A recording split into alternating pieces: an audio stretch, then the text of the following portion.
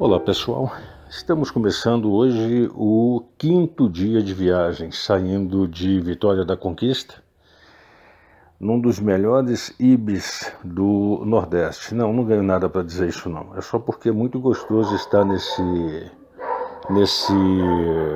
hotel, sabe? O dia de hoje começou com a temperatura de 19 graus.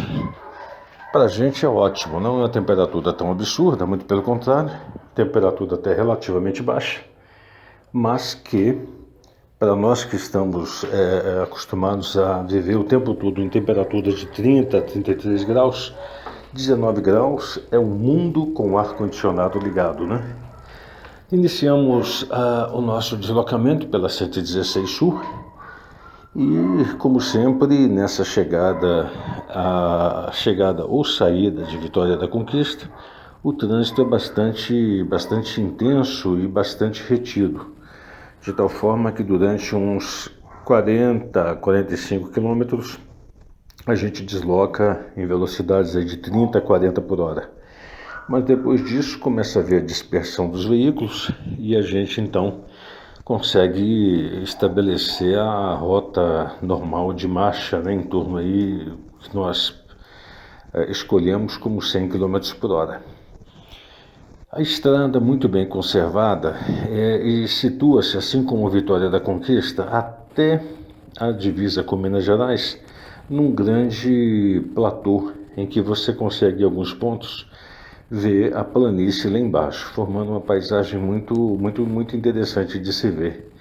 E a partir desse ponto, já no sul da Bahia, começam aqueles eucaliptais intermináveis, com alguns pinheirais também intermináveis. Isso dá um clima muito bacana, muito interessante para a estrada.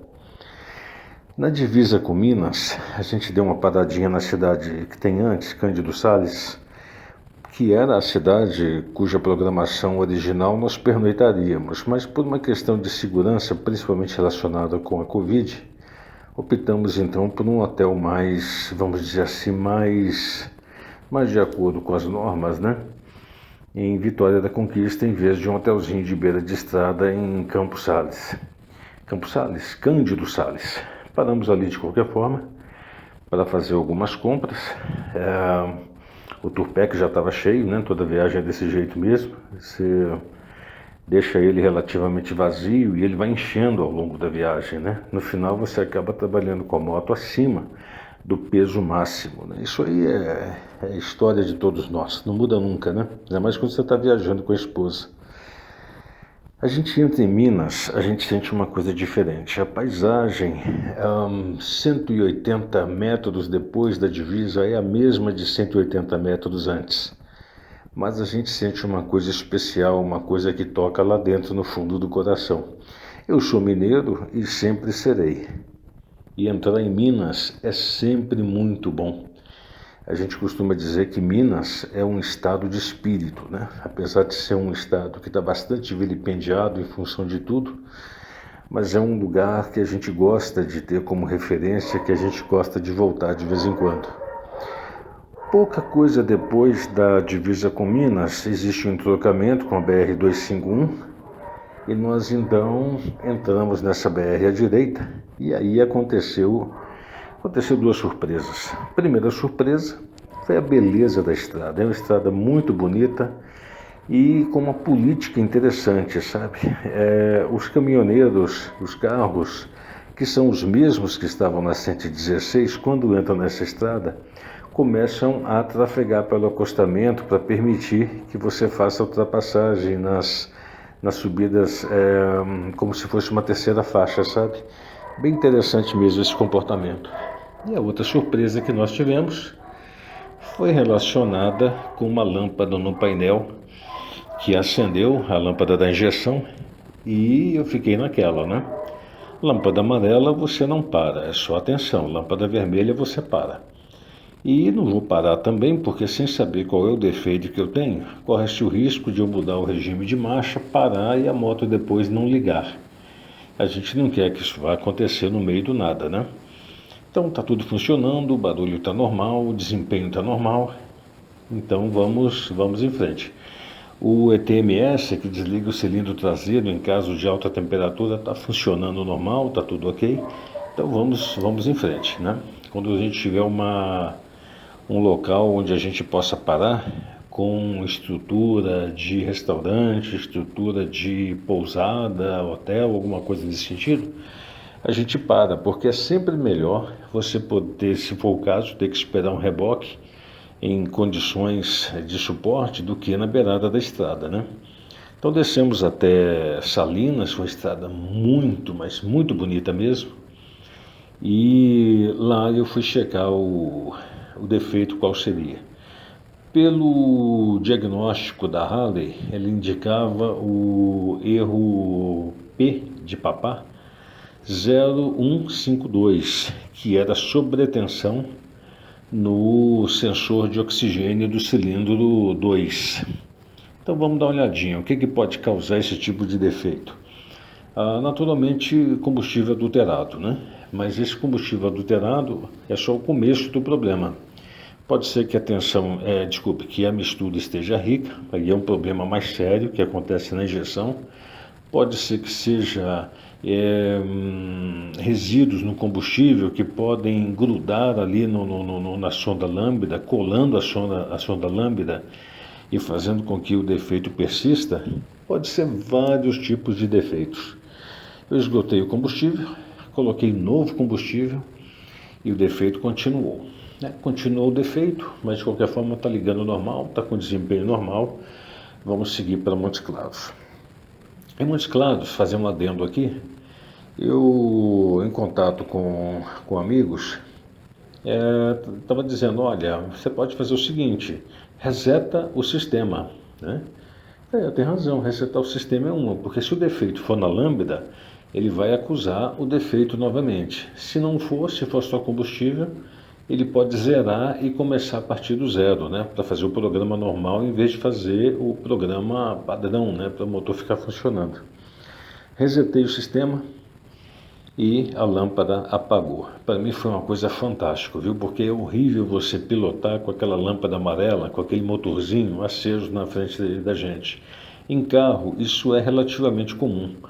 Mas em carro a gente já está acostumado com isso, são mais cilindros, né? A moto apresenta esse defeito, pode ser bobagem, mas pode não ser, né? Você numa ultrapassagem, por exemplo, vai que o motor não responde como você gostaria, né? Ou sei lá, você perde o motor no meio de uma ultrapassagem ou na frente de um carro veloz.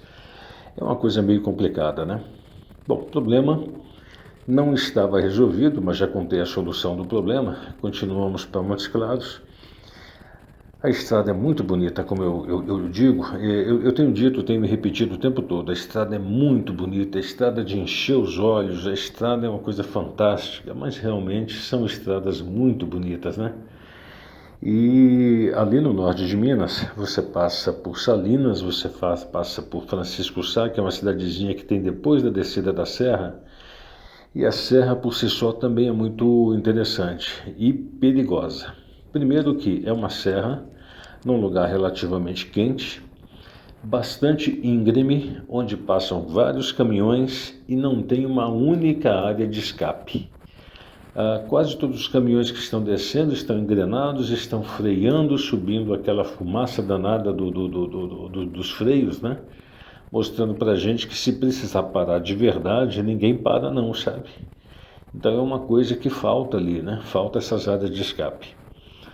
Descemos, atravessamos aí em torno de uns 30, eu acho que há 20 a 30 quilômetros de uma reta até chegar na cidade de Montes Claros. Eu já morei em Montes Claros, né, lá pelos anos 80, 82, por aí, 81, 82. E é uma cidade que eu tenho na minha memória com uma emoção muito grande. São boas lembranças que eu tive dessa cidade, sabe? Fiz questão de passar em alguns lugares ali na cidade, inclusive em frente à casa que eu morei.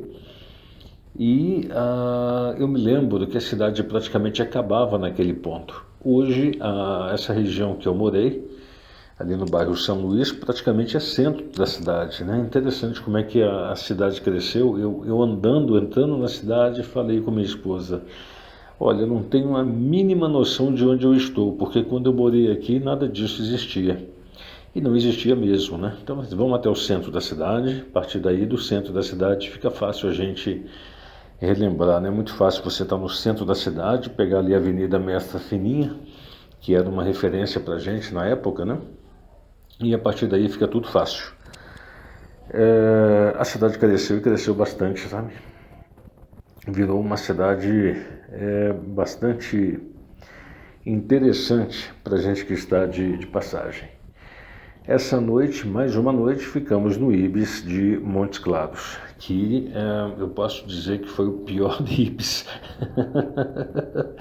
Se nós tivemos na noite anterior o Ibis de Vitória da Conquista, que é o melhor, na minha opinião, nesse dia nós tivemos o pior Ibis, que é o Ibis de Montes Claros. É um Ibis normal, mas parece um Budget. É impressionante como é que o negócio é triste e lamentável, sabe?